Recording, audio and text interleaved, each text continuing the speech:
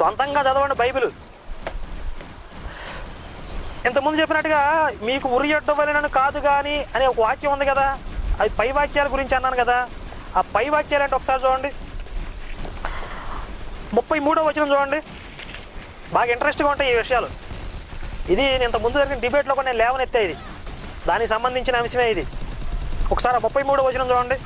పెండ్లి అయిన వాడు భార్యను ఎలాగూ సంతోషపెట్టగలనని లోక విషయమైన వాటిని గూర్చి చింతించుచున్నాడు.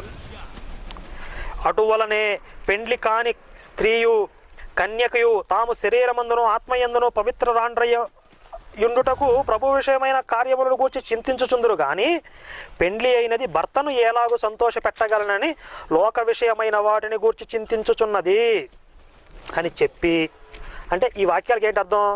పెండ్లైన వాడేమో భార్యని సంతోషపెట్టాలని చూస్తున్నాడు, పెళ్లి కాని వాడు ప్రభువుని సంతోషపెట్టాలని చూస్తున్నాడు. అలాగే